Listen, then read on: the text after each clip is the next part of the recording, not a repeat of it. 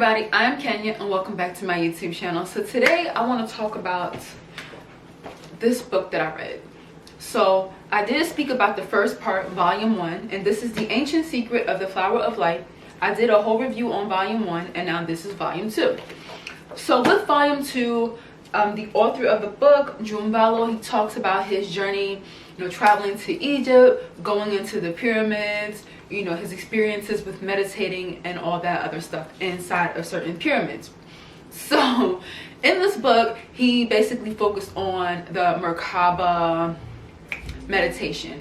Both of his books were based on a workshop, which was based on teaching people how to do the Merkaba meditation. And with the Merkaba meditation, I feel like the instructions in the book were very difficult to follow, and I couldn't quite grasp how to do the Merkaba meditation. So if you have read the book or if you're familiar with Jumbalo's workshop on the Merkaba meditation, let me know, because yeah, Kenya I couldn't get into it. Okay, now the part of this book that had me like, hold up, like I said in the first book, there was parts of that book that had me like what?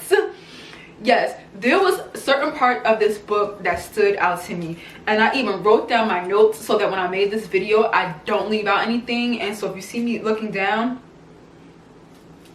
that's what I'm doing. Right, I'm just looking at my notes. So toward the end of the book, the latter part of the book, Jumbalo talks about the Lucifer Experiments. Okay, the Lucifer Experiments. Now, the purpose of the experiment was for humans to have free will.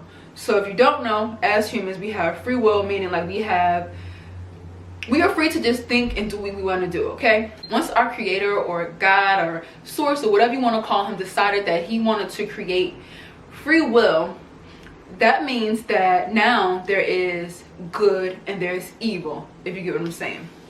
So God, or our creator, he created his angels, Michael, Lucifer, Gabriel, Raphael, Martha, and I don't know any of the other angels' names off the top of my head.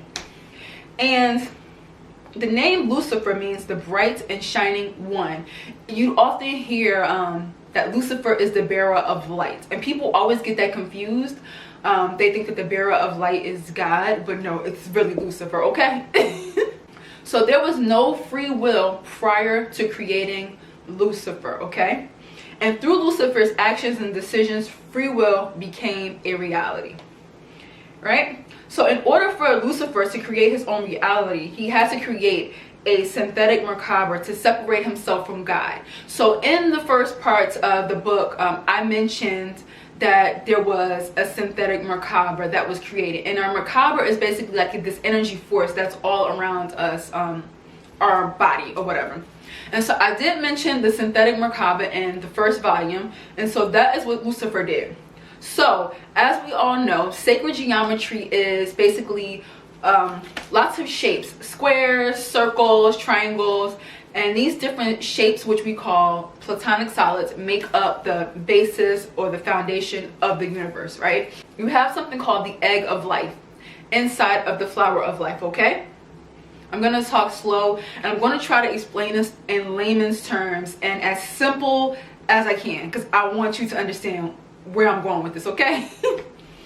So in the egg of life, right, when God created the universe, one of the shapes that was in the middle of the egg of life, I'm going to try my hardest to put a picture over here somewhere, was the square. That's what made up the egg of life. Then you have the circles and all the other shapes around it.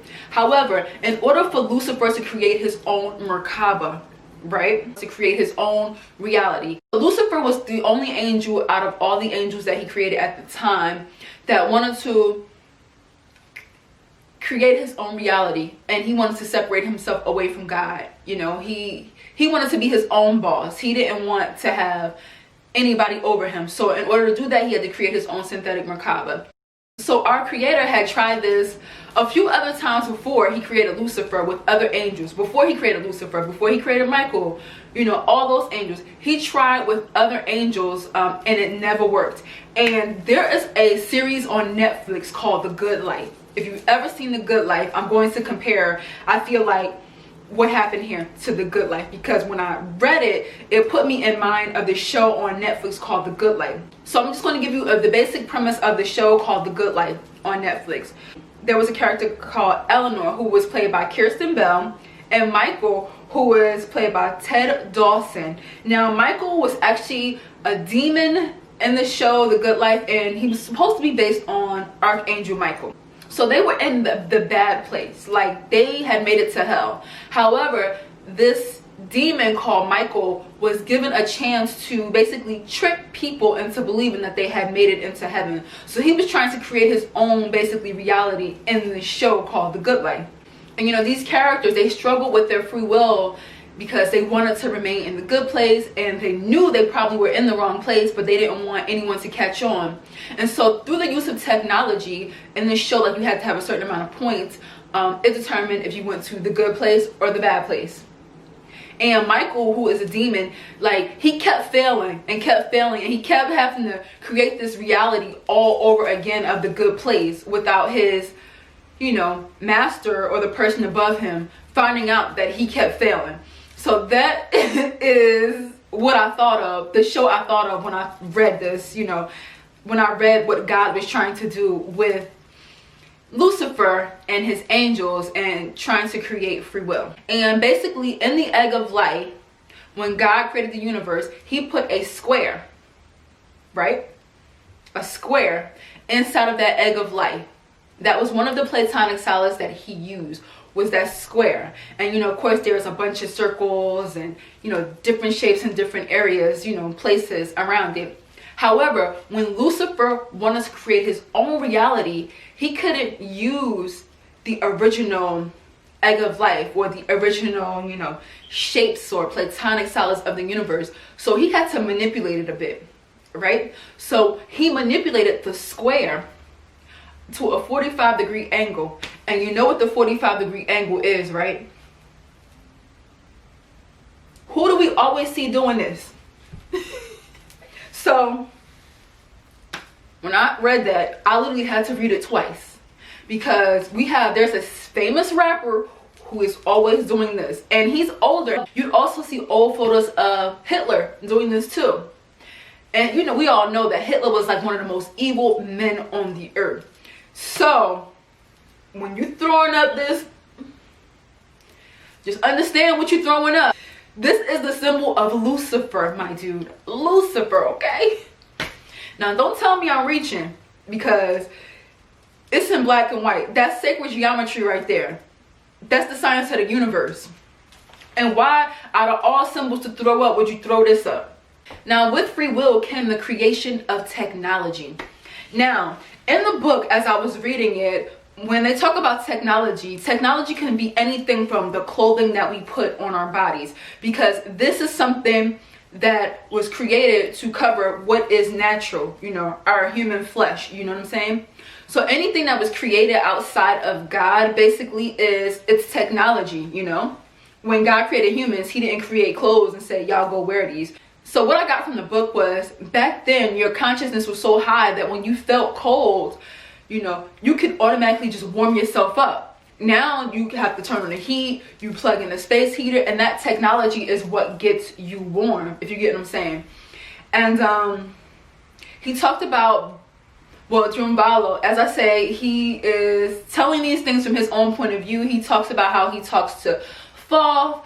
He talks about how he had this out-of-body experience, and he ended up on this spaceship, like a capsule, and it was floating through the universe. And I believe that the people on the spaceship were Syrians from the planet Sirius B, if I'm not mistaken. And he was told, you know, when he came back, that those people were out of touch with reality because of all the technology that they have created.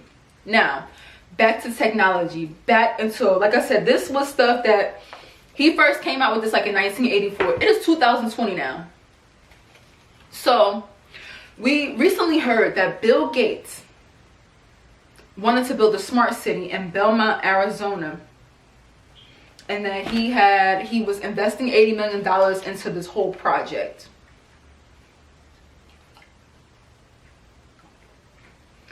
Like, what do you guys think about that? So I feel like after reading the second part of this book, I'm more understanding of the hippie movement, which is, you know, about love. And when you start moving towards technology so much, you are moving away from love.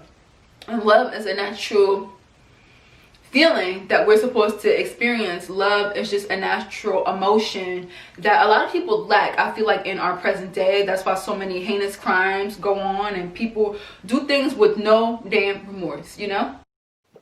And basically, when you move away from love, you're moving away from God, because God is love.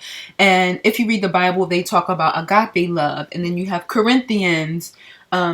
I'm going to put the chapter in the verse where they tell you love is kind, love is sweet. So love is an essential part of, you know, our well-being on this earth. And also opening up your heart chakra so that you can receive love and give love is very important.